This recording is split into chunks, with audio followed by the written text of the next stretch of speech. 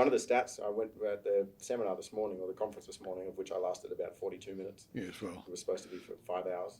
But one of the stats I did get was that the new business registrations post-COVID are up something like 33%.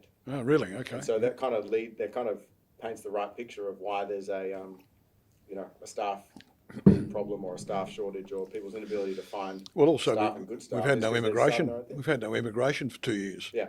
Which doesn't help because we always relied on them for lots of things. So you like that? it's lovely. Yeah. Yeah, Irish whiskey's nice. Mm. Yeah.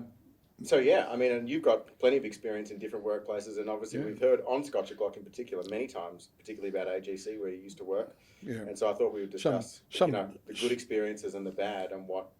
Yeah, look, and there's been a couple that have been, fairly toxic, and others that have been very good. And it always gets. I think I said to you earlier over lunch that the ones that are successful is because they care for their staff. It really gets down to fairly simple things.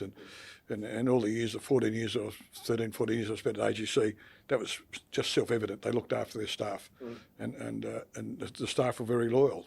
I mean, I've said this before on Scotch O'Clock. We all understood that if you didn't perform, you're out. But those that performed got looked after, and they stayed. Well, one of the more, obviously we've talked about that a lot, but one of the more interesting stories and things that I think is really important, but trying to find a way to relate that to smaller businesses is the stories about Burjo, the stories, particularly in big businesses like Crown. So why don't you share that? Well, people misunderstood Kerry Packer, and a good friend of ours worked for Crown Casino, which was then owned by Kerry. And as tough as he could be, he actually looked after his staff really well. People that were loyal, he really looked after them. And like Big Chris, who was a good friend of ours, had leukemia, ultimately died. But when he got diagnosed, the financial director rang his wife and said he'll be paid till the day he dies, even to the extent that they hadn't quite finished building their house. Crown sent out their team of workmen to finish the house off, finish all the landscaping. And that's what Kerry Packer did. But most people didn't know it. They didn't see that side of him. They just saw him as being a real prick. And he was if he didn't do the right thing, but he wasn't if you looked after him. And as you know, I know Sue Chisholm very well, whose husband was chief executive of Channel 9. And she and Sam said the same. If you work for Kerry, you got looked after if you did the right thing. And that was very much it. And that culture was evident in 9, although Sam could be pretty brutal, I've got to tell you. He used to do what he called character assessments. I love it. And if you're going to cop a character assessment from Sam, there's one guy, Sam was on his way to do a character assessment. He jumped out the window and ran away and never came back.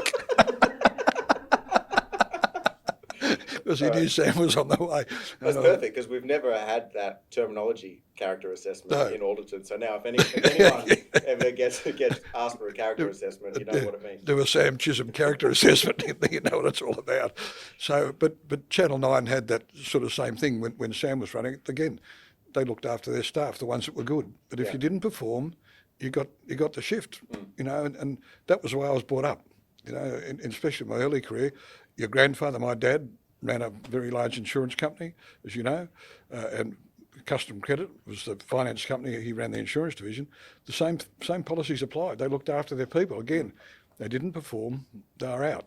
So, but the other thing was, in all those companies, I mean, they were fairly hierarchical compared to today's standards, which is not so hierarchical, but especially at AGC, you could talk to anybody. Didn't matter how senior they were. If you want to go and have a chat to somebody, it didn't cause grief down the line. Like, it didn't upset your immediate report, your direct report. I could go and talk to his boss and say, look, got some issues I want to have a yarn about. And it didn't backfire on you. And they had this very good culture of, being fairly open and discussing things. But this is what I wanted to get into. So they were much more hierarchical, right? So and there was rules that you've shared with me before about you can't talk to this person because they're too senior. Yeah. So that level of hierarchy and rules existed. However, everybody still wanted to perform and enjoyed their jobs. Yeah. So, it kind of means that hierarchical structure, may have a better form these days. And because, man, you're also talking about in my day, and especially in the late 60s, early 70s, you're talking about senior guys, most of whom had fought a war. So, like Bob, my senior guy at AGC, he used to disarm mines He's a Navy diver. I mean, that takes guts. You know, he's a tough guy, but a very soft guy in many ways. You know, so I've often said to you, like when your granddad died, he was the first one to ring me, say, you know, Chris, you know, what do you need? And this was a typical age issue. What do you need? Do you need cars to pick up people from the airport that are coming from Sydney? Do you need some legal help? Your company solicitors at your disposal will pay for it. That was just the way they thought and acted, and they were that sort of guys. And it's probably why I stayed there for 14 years. And the only reason I left because, you know, Westpac took them over 100%, and that was a disaster. And I knew, and Bob said to me, you need to get out because Westpac will destroy this company, which they precisely did. Well, they sold it to GE Capital, and it just doesn't exist anymore, which was terribly sad.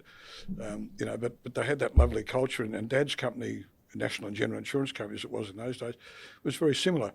Well, they did have the 62-foot cruiser out the back of the building, Serenade. Yeah, well, we won't talk about what happened. That was a different thing altogether, you know. The cruiser. I think Serenade. client relationship building was conducted in a slightly different manner. Well, yes, it was mainly. We probably won't enter into a great detailed discussion. No, it was conducted with a lot of female company going out Sydney heads, so to speak.